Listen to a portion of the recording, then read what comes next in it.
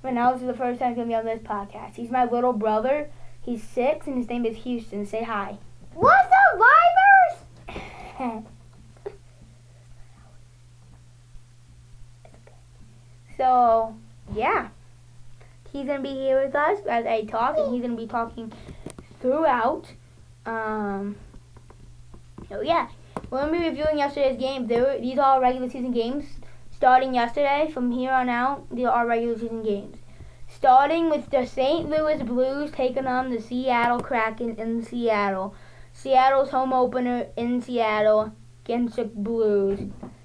As this is loading here, Houston, talk a little bit about yourself. So my favorite color is blue. My favorite rainbow friend is blue. My favorite apple is the red kind. My favorite Pringle is the cheddar cheese. One of my favorite superstar in WWE is Rey Mysterio. Yes, he's very cute.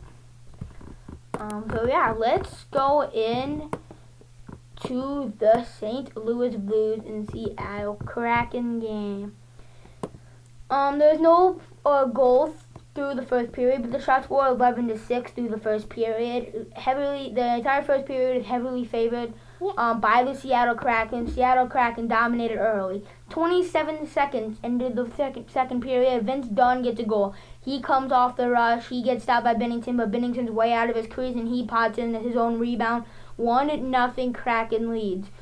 Jordan Eberle with the assist. And then Ellie Toverlin, 2 minutes and 20 seconds into the second period, under 2 minutes after the first goal, he tips in a Riker Evans shot. Riker Evans from right above the left dot. He rips a shot. Ellie Toverlin tips it in. 2-0 Kraken, 2 minutes and 20 seconds into the second period. Assisted by Riker Evans and Will Borgen. Then 15-17 into the second, 13-42 into the second period. Jordan Kyrou comes down the right side. He's looking the forehand, goes into his backhand in front of the goalie, and he slots it 5-hole. Beautiful finish. Kyrou gets his first of the year, assisted by Robert Thomas and Justin Folk on the power play. Then Philip Broberg, who they stole from the Oilers off an offer sheet, scores a goal for the Blues. This is by Folk, his second assist of the season and the night, and Dylan Holloway. Tie game for the Blues. 15:37 into the third period, Jordan Kyrou gets his second of the night. Breakaway, all alone. He gets it in and shoots a shot past the glove of Grubauer, assisted by Texier, and the Blues hold on. 3-2, Blues come back and defeat the Kraken in Seattle. Blues get their first win of the season as the Kraken try to bounce back in next game. What are your thoughts about that game, Houston? It was very good, and I liked it. It was just like the Station and the Steel game, but it was different that the Kraken destroyed them in the first period, and it was a good, clean game because first the Kraken were scoring until the Blues catched it up and got it the victory. I agree. Okay, we got 2 more games to go over. We're going to first talk about the defending Stanley Cup champions back in Florida for the first time since winning the Cup. They had the banner ceremony today. I guess it would be yesterday, but today when the game time. So loading in here. The score was a lot closer than the game was. Before I even get into this game, Korpisalo will get better. They had the best goalie coach in the league. He's going to end up being a good backup, but right now he's a little shaky. Sam Bennett opens the scoring. There is Evan Rodriguez lets a one-timer from the point. Actually, I don't know if it's a one-timer, but he shoots the puck from the point. Sam Bennett gets a rebound, 1-0 Panthers lead. 6:27 into the first period. Eetu Luostarinen gets a goal assisted by Anton Lundell and Sam Reinhart. 2-0 Florida. Zaka gets one back short-handed. 15:33 into the first period. Pete gets it up to Lindholm. Lindholm enters the zone. He gets a nice pass to Zaka. Zaka just rips a shot over the blocker. Sergei Bobrovsky, a beautiful snipe from the left side of the offensive zone for Boston to bring it back within one. Sam Reinhart gets a short-handed goal. Beautiful, 1-on-1. He hit the backhand like a Bedsy shot last year against Oilers, put forehand, a weird angle, and he snipes it over Corpusalo. I don't remember if it was over his block or glove. Either way, beautiful goal by Sam Reinhart to get his first goal of the season short-handed. And then Bennett got his second of the night and second of the season, assisted by A.J. Greer. 19:34 into the first period. 4-1 Florida leads going into the second period. Jonah Gadjavovic, 9:12 into the second period, gets the Panthers up by 4, 5-1, assisted by Jesper Boquist and Bolinkis. And then McAvoy gets one back. He crashes in net, assisted by Beecher and Lindholm. Happens Lindholm, 12:32 into the second period. 5-2 Florida led going into the third period. Evan Rodriguez gets another goal for Florida. 6:26 into the third period. Assisted by Matthew Tkachuk and Aaron Ekblad. Frederick and Pastrnak both get one. Pastrnak with a power play goal, assisted by McAvoy, and Trent Fredericks was assisted by Brazeau. That was the even strength goal. Florida hangs on, 6-4. Florida wins, and they are now 11-0-2 in home openers as of late. What are your thoughts about that game? It was very good after they destroyed it. After the Panthers destroyed some bees, and everybody was surprised, and I loved that game because I was cheering for the Panthers. And the other game I was cheering for the Kraken, but it wasn't a win. But the Panthers won the other game, so the Panthers deserve to go into the next game. They gotta play, so go Panthers. Okay. So, you were cheering for the Panthers that game. What is your favorite NHL team? The Chicago Blackhawks. Me too. Definitely not for me. We're gonna go in the Blues game and do a deep dive on the Blues versus the Kraken game because I forgot to do that. I'm gonna do the same thing for the Panthers game because I said I was gonna do that for every game. I'm gonna do that for every game. And after this podcast, I'm watching the Rangers game. You're the Leafs game. I don't know what game I'm gonna watch. I don't know. It depends which game I'm able to watch. I'm gonna take it to a wrestling match.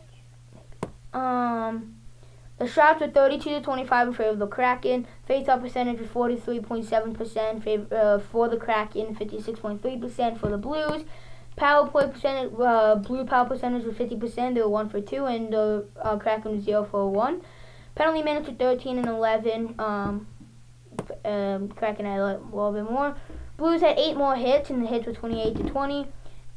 Blues had 2 more block shots, 18-16. Blues had 4 more giveaways and 1 more takeaway. So, yeah.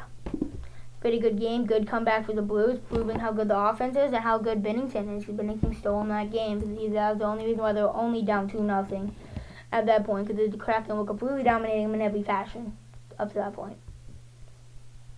Now we're going to go to the Panthers game. We're going to do a deep review in that, and then we're going to go to the Hockey Club's first franchise game in Salt Lake City.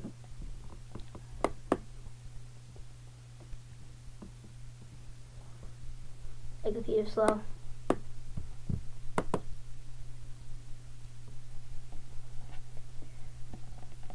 It must be a shorter podcast episode because there's only 3 games yesterday. So, not really that much to talk about. And there's no USHL games. It's not. And also, every Monday, I'm going to go over the NHL standings. Because every Sunday, I go over the USHL standings. So, every Monday, I go over the NHL standings. Okay. The shots are 35-28 in favor of Florida. Face percentage of 51.6 to 48.4 in favor of Panthers. Bruins are 25% in the power play, 1 for 4, and the Panthers are 0 for 6 on the power play. They need to get better on the power play. Penalty minutes are 19-15. Bruins had more. Bruins had 5 more hits, 26-21. Block shots are 21-8 in favor of the Bruins. Bruins had 17 giveaways and the Panthers only had 8, and Bruins had 8 takeaways and the Panthers only had 6. Now we're going to go do a deep dive in the Hockey Club game, and then we're done for today. So this was the first franchise game for the Utah Hockey Club, and it was the first franchise game in Utah. So it was a very historic night for the NHL and especially the Utah Hockey Club. Hello, Doug. Welcome. Papa's in here.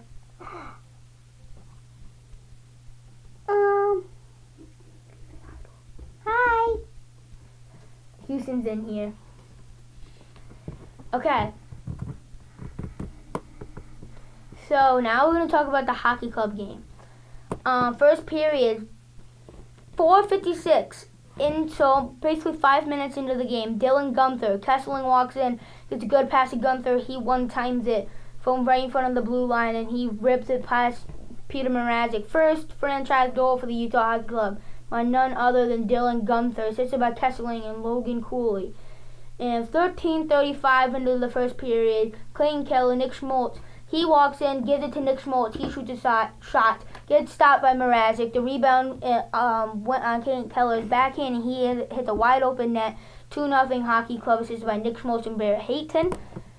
And then 2-0 Hockey Club going into the second period. Barrett Hayton got a goal, assisted by Mikhail Sergachev and Nick Schmaltz. 8:46 into the second period, 3-0 Hockey Club, Tuvo Teravainen. Yes, congrats to them too, I agree. And, okay, so Bedard went in. He did a nice pass to Tuvo Teravainen on his forehand. He quickly put it over his backhand. A filthy finish, filthy pass by the Blackhawks. Good play. Hi. He said hi back. Nick Foligno brought it back within one for the Blackhawks. 4:48 into the third period. This is by Alex Vlasic and Connor Bedard. Connor Bedard's second assist of the year and the night. Dylan Gunther got an empty net goal, his second of the night and second of the year. Logan Cooley's second assist of the year, and Sean Durzee's first assist of the year. 19:18 into the third period, and Lawson Krause got a goal. 19:30, only 20 seconds later, for the Hockey Club. This is by Ian Cole. 5-2 Hockey Club defeat the Blackhawks. Let's look over the stats, and then I'm going to end today's podcast episode. Not me.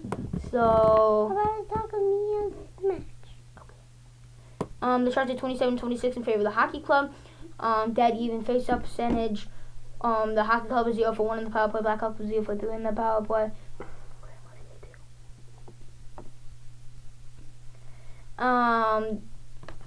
The Blackhawks had 17 penalty minutes, and the Hockey Club only had 11. The shots are 24-20 in favor of the Blackhawks. The Hockey Club had 23 block shots compared to the Blackhawks 12. Hockey Club had 22 giveaways, and the Blackhawks only had 16. And the Blackhawks had 5 takeaways, and the Hockey Club had 1. So it was a pretty even matchup, statistically. Just they were Hockey Club more opportunistic. So what do you think about that game? It was incredible, but it was very sad. But it was good because if the Blackhawks lose, they can go to the playoffs. Yeah. And it's not very good if they win, because if they win, they don't go to the playoffs. So I was cheering for the Blackhawks to lose, and they lost. It was good. Okay, so here's my final thoughts about every game. Blues and Kraken. Blues came out really slow. I thought the Blues were going to win originally. They came out really slow. Kraken took advantage, 2-0. Blues turned it up a notch. It came back and won 3-2. I had a feeling they were going to win because they had a better offense and a better goaltender, and I knew it. Panthers and Bruins. Panthers came out and they were up 5-1 at one point. Bruins made it close, for sure, but they were down too bad to come back. The Hockey Club came out flying because it was their first franchise game and the first franchise game in Utah.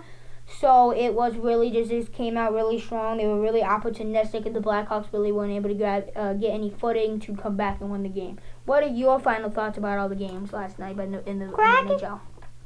Panthers and Bruins. The Panthers went very fast, went flying with the puck, and the Bruins went like slower and slower, and they were losing super bad like they were against the Jets, but the Jets lost, but the Panthers were harder.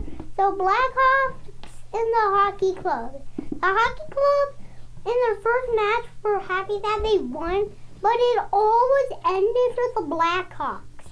And Blues and Krakens. Krakens almost won from first flying, and the flying by the Blues were horrendous. But until they got to 3, they ended the match in the period. I like those thoughts. He was pretty accurate, I'm not going to lie. Especially about that Panthers game. He was very accurate about that, too. But yeah, that's going to do it for today's podcast episode. I will see you guys tomorrow for episode 10 of season 5 and review today's games. Oh, I gotta make my predictions for today's games, I guess. None of them are started, and I made my predictions yesterday on Facebook, and none of them are started yet. First, Maple Leafs and Canadians. Joseph Roll, you go too. Me and Houston will both make our predictions. I'll go over the games first and kind of the overview. I'll make my predictions, and Houston will make his prediction. Anthony Stolarz is starting for the Maple Leafs. Joseph Roll has lower body tightness, but he'll be back. Not by tomorrow, but he'll be back in 2 games, which will be pretty soon, hopefully. So hopefully it's just a short-term injury. And the Canadians are probably gonna sell Montembeault. I'm still taking the Leafs, though. I trust the offense a lot more. I really do like the acquisitions of Oliver Ekman-Larsson and Chris Tanev. I think that's going to really help him. And Lon is down the lineup, as we know, because he's out for 2 to 3 months. And I think the Maple Leafs are overall a better team than the Canadians as it stands right now. And I'm taking the Maple Leafs to win in Montreal. Montreal's home opener. What is your predictions, Houston? The Maple Leafs, because the other team wouldn't get that far against the Maple Leafs, because last time they faced it, the Maple Leafs destroyed them. Okay, I like those predictions, Houston. Good predictions. Next, Rangers and the Penguins. It's in Pittsburgh. It's probably Shesterkin and Mr. Jolly, I would assume. Those are injuries, which I don't know, because if Shesterkin was injured, I would probably know. I'm going to be 100% honest with you.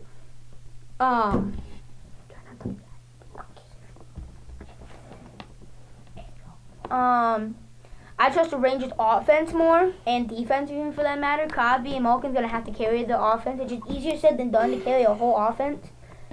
And I just think the Rangers are overall a more complete team. I think they're going to beat Pittsburgh Penguins. What are your predictions, Houston?